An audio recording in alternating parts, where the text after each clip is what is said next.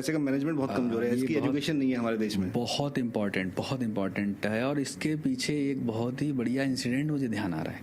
Incident ये है कि मेरी टीम में एक व्यक्ति जुड़े, 2-3 साल उन्होंने बहुत मेहनत की, और एक दिन वो आके निराश हताश होकर के बैठे, आकर के बोले सर मेरे पास तो पैसे भी नहीं है, मैं तो गाड़ी ले ली, मैं तो तंगी हालत में हूँ, मैं तो बहुत परेशान हूँ।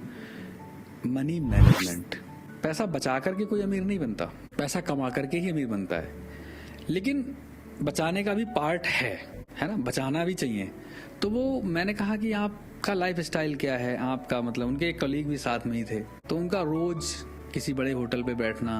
अभी आप बिजनेस को स्टैंड कर रहे हो, बिजनेस में शुरुआत कर रहे हो, और आप रोज 500,000 रुपए कमा रहे हो, और वो 500,000 रुपए जो कमाए हुए पैसे हैं, जिनको आपको बिजनेस की ग्रोथ में लगाना चाहिए, उनको आप ऐसी जगह मिसयूज कर रहे हो। मतलब मैं बोल नहीं सकता किन किन चीजों पे मिसयूज किया जाता है, लोग क्या क्या करते हैं। मतलब पार्टी का सेटअप बना रखा है, 4 दोस्त मिल गए, आप कमा रहे हो अकेले, आप रोज पैसा उड़ा रहे हो।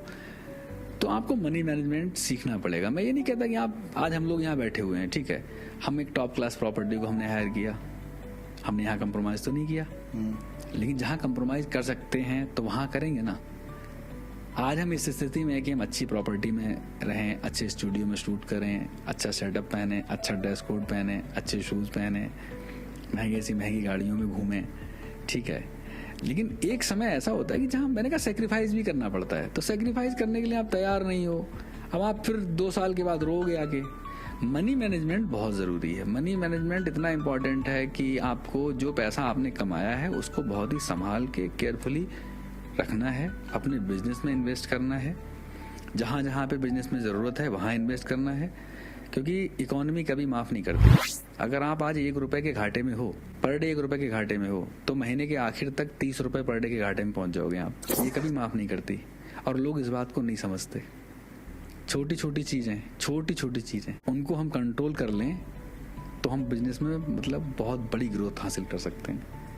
अपने खर्चों पे कंट्रोल करें, शुरुआती दिनों में हमें किस तरीके से निकलना है, अपने आसपास के दायरे में ज़्यादा फोकस करें, बहुत ज़्यादा ऐसी रनिंग एक्सपेंस बियर ना करें, है ना। और अगर करें तो बहुत मल्टीपल ज़्यादा से ज़्यादा लोगों से मिलने की प्लानिंग करें, फिर उसका रिटर्न निकालें, है ना। पर डे रिटर्न निकालना ही पड़ेगा, ठीक है। मैं मानता हूँ एक आध दिन ऐसा हो सकता है कि नहीं, लेकिन नेक्स्ट आप लगातार प्रयासरत रहते हो तो निकलता ही है।